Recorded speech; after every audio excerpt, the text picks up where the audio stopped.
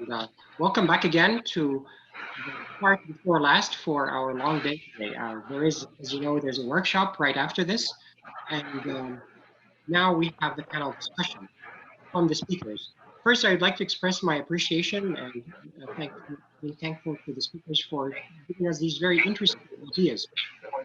I hope that you were looking for those three themes: disasters, computation, and I hope that you saw them today. I'd like to discuss some more profound questions, I think, in this panel. And Professor Jason McCormick, who's also at the University of Michigan, has agreed to moderate. So Jason, all yours. Hi, so I also want to take this opportunity to kind of welcome everyone that is viewing the panel session focused around the topic of resilient cities through computation. And I also want to thank all the panelists for their previous excellent presentations and willingness to share further insight through this panel session. My name, as Sherif mentioned, is Jason McCormick. I'm a faculty member in the Department of Civil and Environmental Engineering at the University of Michigan. I'll be serving as a moderator for the session. And before we begin, I do want to briefly introduce the panelists for those of you who may not have attended the whole workshop. So on the panel, we have Dr. Terri McAllister, who is the Community Resilience Group Leader in the Materials and Structural Systems Research Division of the Engineering Laboratory at the National Institute of Standards and Technologies here in the US. We have Professor Seth Guikema, who is a professor in Industrial and Operations Engineering and Civil and Environmental Engineering at the University of Michigan.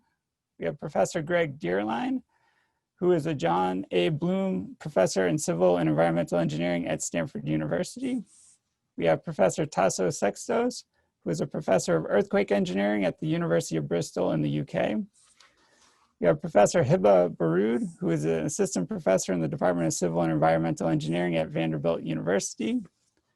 We also have Professor John Vanderlint, who is the Harold H. Short Endowed Chair Professor in the Department of Civil and Environmental Engineering at Colorado State University. We have Professor Wael El-Dakhakhni, who is a professor of civil engineering and computational science and engineering at McMaster University in Canada. And then finally, Professor Sherif El-Tawil, who's the Antoine E. Nauman Collegiate Professor of Civil and Environmental Engineering at the University of Michigan. So thank you all for agreeing to present and then serve on this panel session. So we don't have a whole lot of time, so I figured we jump right into the first question. And kind of given all the discussion that we've had in terms of modeling, I was wondering, how can digital replicas or twins of a city be helpful during normal operations and disaster operations?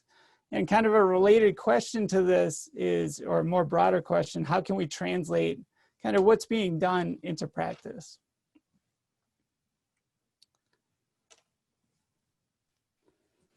So somebody want to take a first stab at that? Well? Thank you, Jason. Maybe I'll start with the second part of your question, which is operationalizing the resilience. I think there is so many frameworks now, and we have moved beyond the frameworks, as we have seen in the presentations, to actual simulators that we can simulate cities. And I think maybe it needs a group of stakeholders, including differently represented from different levels of the government, to find out what is it that we are trying to measure by resilience. I mean, everybody's interested in their own aspect of resilience. And to operationalize this into codes and standards and something that we are really designing by, similar to what we did in earthquake engineering, I think this is key. So there is a couple of big groups looking into the simulation part, but really to manage the resilience attributes or to manage the resilience of communities, like back in the old days, how to manage risk and how to do risk transfer and so on. I think this is a key research areas that, linking directly to practice. Thanks. Well, Greg, did you put your hand up? Well, yeah, I was going to just respond to your point about the digital twin. You know, if you think about it, when an engineer designs a building, I mean, they have an analysis model that's in a sort of a digital twin. I think when someone does a hazard simulation of a community, that's sort of a digital twin. You could talk about the resolution. And one aspect is that those typically aren't maintained. A hazard analysis could be made once, it goes into a report, and then the city takes it into advisement. I think the idea with these technologies is those kind of models can be kept alive, be online. And if you could have higher resolution and if you could interact with them day to day, I see them valuable for informing policy decisions. If there's going to be a retrofit policy, the test bed I described from the Sim Center in Atlantic City, the New Jersey government is very interested in getting models of storm surge that they could use in land use planning and things. So I think there's great opportunities for quasi-real-time interrogating these models to inform long-term planning. Whether or not we could get to the real-time enough to inform disaster response, in the heat of the moment is another question. But I think certainly we could do more to inform policy development for long-term planning with short turnaround to help inform decisions. John, go ahead. So yeah, building on both those comments, I think we within our center and we really see it as in using the if it's a digital twin or using the model to engage the community and have it and make it iterative in a sense that they're telling us what they need in the model. And then we're modeling what they need to do their planning scenarios. And so it's these what if scenarios like Greg was getting at for policy decisions and things like that. I think Seth, you had a comment? Yeah, and I think we also need to think through what the resolution is of the digital twin, because we don't have to capture every last component in the digital twin. It depends what it's going to be used for. So we've done a lot of work with electric power utilities to develop real-time outage forecasting models, which they then deploy internally. And that's one of the big discussions when we do that is what resolution do they need to support their real-time response decisions. You don't always have to know this fuse and this switch and that transformer is out. Sometimes different resolutions are what you need. Thanks. And Tasos. Yes, just to add, resolution is key, certainly. Maintenance, like Greg said, because that's an investment. And in some ways, the owner or the stakeholder or whoever the user is going to be, the policymaker, needs to be able to have a business model to fund, perhaps out of the profit that is made, the next step so that it is sustainable. And Sherif, you had some comments? Yeah, so after 9/11, there was an organization called TISP, T-I-S-P. Maybe Terri, you remember that. I know you were involved in some of this. And their idea was that every building, we should put up a model for it and it should be available. But then it ran into problems because privacy issues. Do you really want your building structural model? Let's say you have like a multi-story building. Do you want that to be available? But I think now things have changed. For example, it is possible to put in a trained neural network that represents the response of the building under certain conditions. So you give it an input, this is the kind of output you expect. You really don't need all the details that go into there. And so I think there are opportunities like what Greg mentioned about having the models available because they were used for design, definitely. But maybe with some hiding how all the details that need to be in there. As for how they can be used, I think, and I foresee that with computational power, we should be able to run these models in real time as a disaster is occurring or just after it occurs. It could be quite helpful. And I think Xinzheng showed something like this, in a way he had his digital twin with the reduced order models that ran kind of quickly and he could perform some sort of analysis with it. And he would claim that this is reducing the level of uncertainty with where you should be looking. And I think that's a very insightful observation as well. And Terri had a comment too. Yes, I'd just like to build off of what Sherif was saying. We build models, and every time we build a model, it has a certain output. And it's very important that we think about how our outputs can actually help the end user that we're intending it.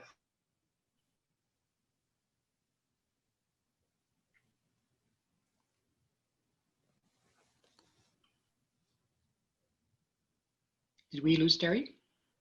I think Terri froze. I think so. I was worried it was me, but it must be Terri. I can see all your pictures moving except Terri's. So, oh, yes, we lost her. All right, so I think we got a lot of information there in terms of how kind of what's being done will be beneficial and be used in practice eventually. So my next question kind of deals with the uncertainty around hazards. And given that there is a certain amount of uncertainty surrounding hazard scenarios and assumptions made when modeling different systems. How can community buy-in best be obtained given that there's typically a cost associated with any recommendation to improve resilience?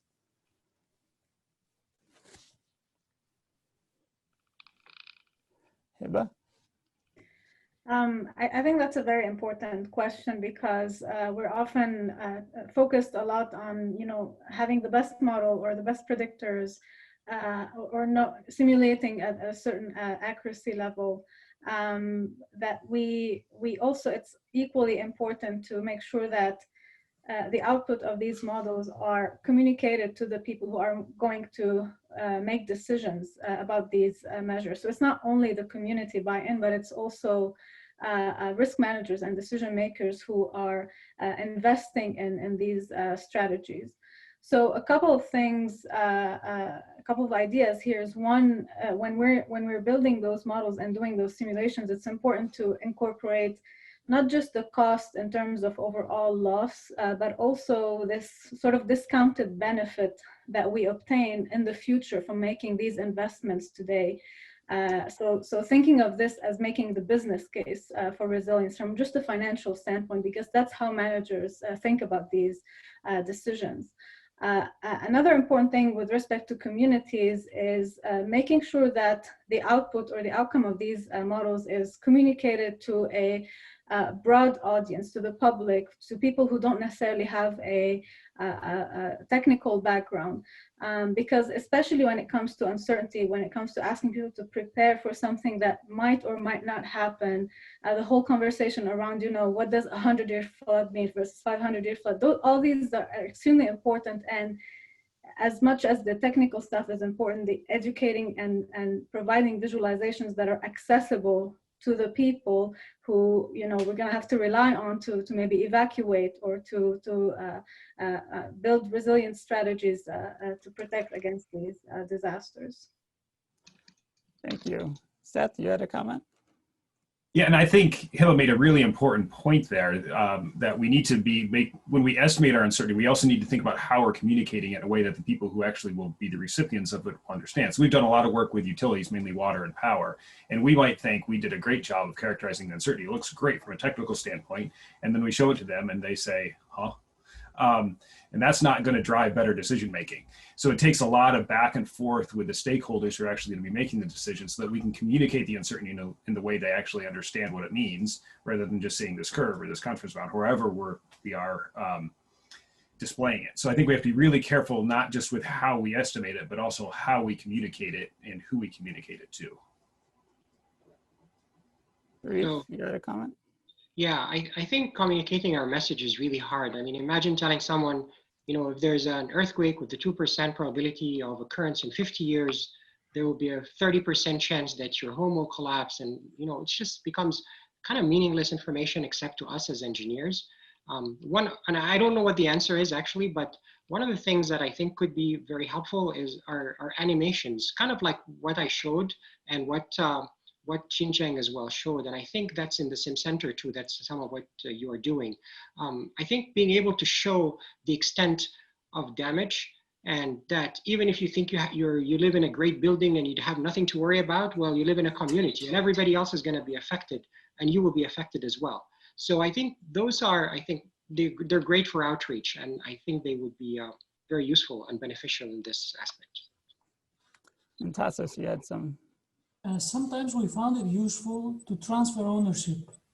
So we developed the model, we trained the stakeholders, and then we even shifted the database for their own use. And we checked back in when they needed us for a patch on our upgrade.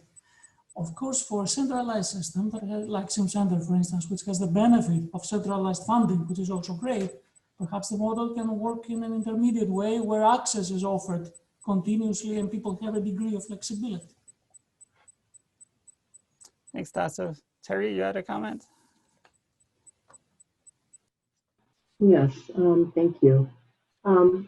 Another way to think about this is helping communities prioritize the things they're thinking about. So we all recognize we'll never have absolute answers for them. Everything's conditional. but maybe framing things in a way that they can understand there's good, better, and best, so that they can prioritize things could be helpful. They're doing this planning now. I've had some communities tell me that they're doing it by sticky note voting. You know, they need informed tools to help them understand the risk and the potential long-term benefits, not just the immediate benefits. And I think Hiba mentioned it, the benefits before an event happens. So if we can also explain to them how this will benefit them, whether something happens or not, then they're much more likely to take action and use these tools. Thanks, Terri. Well, Jason, I just wanted to echo what Sherif mentioned. I mean, visualization is a big deal. It can really make, we're all visual people, most of us at least, and to visualize the impact of disaster and to visualize the evolution of resilience, or also for someone, I think this is a big deal. I mean, many of the panelists mentioned the accuracy of the model. Sometimes the accuracy doesn't really mean that much to many people, and as long as they can understand the overall picture of what can happen, including the interdependency and the impact, more or less, I mean, in the ballpark, I think this is important.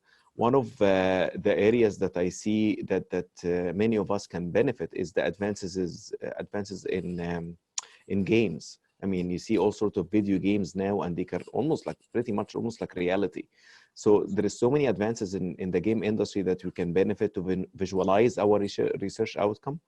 The other point that I wanted to touch upon in terms of translating what do we mean by resilience, I think there is so much advances in earthquake engineering, and many of us are already benefiting from performance-based design, and maybe software like PACT, for instance, when you can translate the damages to actual numbers of like money, time, losses. This is also beneficial to, say, insurance industry when they come and look into this. thanks. Greg? Yeah, I just wanted to briefly, I mean, I agree with all the comments we've heard. I'd just like to briefly point out that the power of scenario studies. You know, because as reliability folks, there's a probability of everything. But I think when scenario studies, some of these shakeout studies that are done, or they could be storm scenarios, are very effective at getting communities engaged. And San Francisco is a good example. They did a scenario study a few years ago that showed there'd be a great loss in housing from soft story buildings. And as a result of that, it mobilized the community and politicians to enact a mandatory retrofit of certain buildings. And I think, you know, in those scenarios, and I think this is in the resilience community planning guides, are kind of not the most extreme event you'd ever see, but they're kind of a design level, or, you know, something that people can imagine happening. They've seen it in the news happen to other cities. But that's a very way to kind of communicate it in a simple way without getting into all the nuances of uncertainties. Thanks, Greg. John? Yeah, and you know, building on, you know, the kind of a combination of what Greg and Terri said. I mean, you know, one of the things that I think is critical is laying out the scenarios, but then showing, you know, how the results would change with a change in policy or something in place, and then what that would cost. And so there's alternatives, and giving the communities alternatives, and, you know, that's the communication tool as far as communicating the uncertainty. The scenario itself has some underlying uncertainty that can be communicated in words usually. Thanks. I think those are all great answers. And I think they lead nicely into the next question, which actually came up over the course of the workshop today. So is it possible that ambitious, hyper-detailed models might raise unrealistic expectations? And if proved wrong, might this lead to policymakers rejecting projections from these types of models?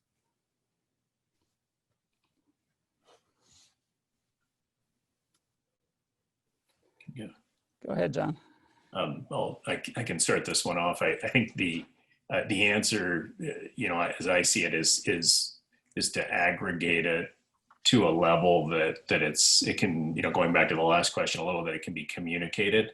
But the detailed models are important, but if the details outweigh the ability to communicate it at the community or the regional level, then you know, they may serve a purpose. So there's the science, you know, like we were thinking, like when I was presenting earlier, the science development in the first 5 years, but then the implementation. And so we want the accuracy, but we don't necessarily have to be showing that level of accuracy for the communication. Thanks, John. Seth? Yeah, and there's a real trade-off here in terms of the amount of uncertainty. As we drive down to finer and finer scales, in most cases, we're going to substantially increase our uncertainty. We experienced this with our power outage forecasting models. We had one sponsor that wanted us down to a 200 meters resolution for the entire US. Well, fine, we can produce that, but the uncertainty bands on that are huge. What are you going to do with it?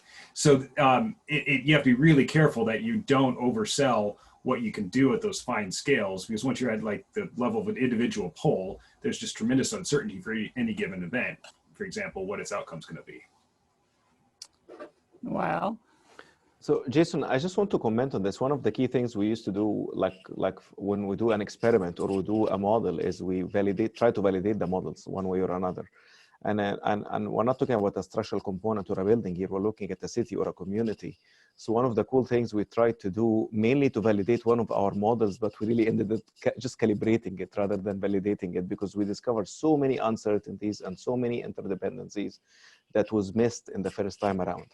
But there is always an ability to simulate a previous disaster or a previous event that happened. And I think this gives policymakers and politicians and decision makers some belief in our models that, you know what, this is what happened in the past, and we were able to simulate this event that happened in the past. So maybe you can trust us to predict what can happen in the future. I think validation is really important. Sherif, you had a comment? Yes, I remember when we lived in Florida 20 years ago, there was a hurricane that was supposed to come over Orlando. And we decided not to evacuate, which was a stupid decision. I don't know how we could have even thought of that, but our friends evacuated. And then they went to, I think, all the way towards Atlanta. They got stuck, and for 2 days they were sleeping in shelters. And then the hurricane turned, you know, at the last minute. And so we felt really superior how we didn't leave. And I think that was kind of not a good thing. And I've noticed how things have changed now, that the information is provided, okay, there is a range of paths where this might happen. I think giving this without certainty is more important than being really accurate, because I think we can never be accurate with these things. And yes, the public can lose confidence in what we're doing just from one event, and it takes many years to fix this. Greg? Yeah, well, that's actually one of the points I was going to make. I think that conveying to the community at large or to the public policy folks or government officials the variability and the assumptions in which it's based, you know, we're doing the best we can, but to be transparent with some of the assumptions and what the variability might be is important. And the other part, well, Sherif mentioned like a real-time kind of hurricane track. You know, there are other long-term things. Earthquake preparedness, the earthquake might never come. But, you know, and there's that old saying that plans are useless, but planning is essential. You know, and really that these are tools that, and I think Wael mentioned this a minute ago, by going through this planning, you look for weak links, Achilles heels, you know, vulnerabilities you have, and you might discover them. So the exact answer you get is maybe less important than having gone through the process to identify vulnerabilities and to see which vulnerabilities can be easily, you know, and cost effectively mitigated. Yeah. Thanks.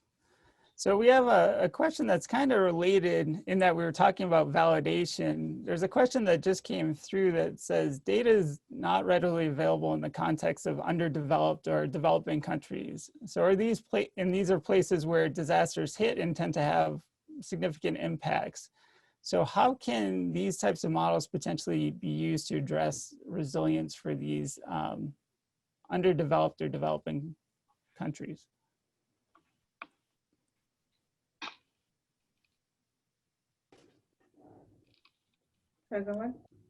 Sure. Yeah. So that's a big problem, especially in this day and age where machine learning and data-driven approaches are taking over a lot of disciplines, there's a real opportunity to think about how we can leverage all that information to better prepare for disasters. And it's something that we actually it was a challenge for us in the projects that we did. We worked in Bangladesh and worked in Sri Lanka. And a lot of times the types of methods that we used for case studies here in the US do not necessarily directly apply. So for example, we did a lot of work on inland waterways here with the Mississippi River Navigation System, and there was quite a bit of data that was available when we went to Bangladesh to understand how inland waterway vulnerability is affecting people. There was no data, almost no data at all. Everything is decentralized, and the information doesn't sit in one place. And so this is where there is opportunity to get creative with the data. So there's a lot of public sources for information, like for example, satellite images, remote sensing. Surprisingly, in a lot of these parts, especially actually in Bangladesh, everybody has a cell phone. People are all on Facebook. So there's also power for using social media data. And so there are opportunities to kind of leverage public data sources, but there's also, it's extremely important to be careful about this because they don't completely overcome the issue. And so this is where engaging with the stakeholders and with the communities and complementing these data sources with interviews or surveys can help you achieve, planning for resilience using these data-driven approaches. Thanks. Tasos, you had a comment? I think it's Greg's turn, if I'm not mistaken. Greg was previous. Okay, maybe yes. My comment is that in these countries, like Hiba said, there is some hidden over strength type of resilience inherent culturally in the society. And I believe it's very important to liaise with all the pyramids of decision-making in such countries to make sure that solutions are co-produced and they're contextualized. Like Hiba said, it's amazing that almost everybody has a mobile phone. And surprisingly, network access is not that bad. I mean, it's not 4G, but you can get 2D over the Himalayas. So this means that there are areas people can speak English, at least some key partners. So the important thing is to find the appropriate partners, NGOs, entities. It's a patchwork of people influencing. The structure is more loose, like in the developed so-called world, but certainly there is capacity that somebody can build upon. Wael, you had a comment? Yeah, maybe two comments to bring to the table. So I would destructure the question you asked, Jason, into two things. First thing, even in our modern society, there's an issue with data. I mean, oftentimes we find, depending on what data you're looking for, I mean, the data is existing, but nobody wants to give it out, even though they are asking you to help them with using this data to find solution. It's very difficult for them to give out data. So even in modern society, there's an issue of not necessarily data availability, but data accessibility, I would say. In other societies, when they are not as privileged as us here in our societies, oftentimes there is some form of data that we can access, and I'm not talking only about satellite images or some infrastructure network data, but many of the NGO data and many published data are mainly in the form of text, not necessarily something that numerically we can deal with. And there is a way, maybe I address some of it into translating this text information, this narratives into news articles or news information into meaningful information that we can model.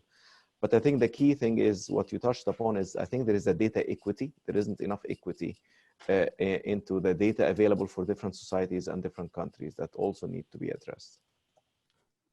Thanks. Greg? Yeah, I wanted to agree with those comments. And with respect to data, I mean, I think we are at a great point in history where, through imagery and through AI, we could start to build inventories of buildings all around the world. And that data can be stored and made accessible. And I think also our professional communities work with this, like the Earthquake Engineering Research Institute, for example, has had a World Housing Encyclopedia for a long time to collect information. There's the folks in Italy at GEM, the Global Earthquake Model, that are kind of building fragility models for buildings that you don't see in industrialized countries. You know, and then there's nonprofits who work on the ground. So I think there's great opportunities, and maybe the answer is trying to connect some of our technologies with groups who work on the ground. There's also, you say, who funds this? Well, groups like the World Bank, who are often making big infrastructure loans to countries, they want to know that this money is going to be well spent. So that's another motivation to build up these data sets and apply these sort of tools. Great. John, you had a comment? Yeah, when I was traveling in Vietnam maybe 10 or 12 years ago, and I remember I had perfect cell reception anywhere I went, out in the middle of nowhere, and somebody, you know, a colleague that was with me, he said, well, they, you know, and this is I think what Hiba was getting at, they effectively skipped landlines in a lot of these developing countries, and they went straight to cellular. And I almost wonder if their resilience planning in 20 or 30 years, or maybe sooner, I almost wonder if they'll be skipping these physics-based model stages and going straight to AI and going straight to image recognition, and benefiting from those types of things, from all the work that's gone on now. And it's just a thought, I guess, but I'd be curious for some of you that are AI experts, what your thought is on that. If not, I guess I'm not allowed to ask a question probably though, Jason, so. Yeah, we're gonna run short on time, but I gotta hand it over to Hiba because she had one more comment. I just wanted to just have one final comment, say one final thing quickly, is that actually in some cases, because of the issues around data governance in these countries, they're not as well established. So Wael was saying something about accessibility. I noticed in some areas where we worked is that actually there's a little too much accessibility because there's no data governance that is probably established in these areas. And so we might be offered or access data that is extremely sensitive or supposed to be protected. So that's also another concern with working in developing countries that are just about to kind of start exploring data-rich approaches. And Seth, you had a comment? Yeah, just a quick comment. In the context of developing countries, we work primarily in Africa, and regardless if it's there or in the US, even when you have data, you have to be very, very careful that it's actually representative of future conditions, because we've found that data that we have access to, particularly in Africa for some of the stuff we're doing there, just isn't representative of what the future conditions are. And we do an awful lot of AI work, and if you train models based on that and then try and do a prediction, it might validate well to the data, but terrible predictions in the future. So you have to be really careful that the data is actually representative. Great, thanks. Yeah, and unfortunately, John, we're not going to get to your question. It was actually going to be my next question, but we've kind of run up to the time limit. So I'm going to hand it back over to Sherif to kind of wrap things up. But I want to thank all of you for your great insight on the questions that I asked. Jason, thank you very much. And yeah, I think there were so many other questions that could be interesting too. And I'll just bring one up, is why are we in the COVID situation we're in after spending billions of dollars on disaster research? This is kind of like, it's like being in an exam in a class and you change the exam question a little bit and all the students get it completely wrong, you know, so, but we don't have time to discuss that. And I would like to thank all the speakers. This was a very exciting, very insightful day. There's such a great mix of ideas from all over the world, from China, from the US, from the UK, from Canada.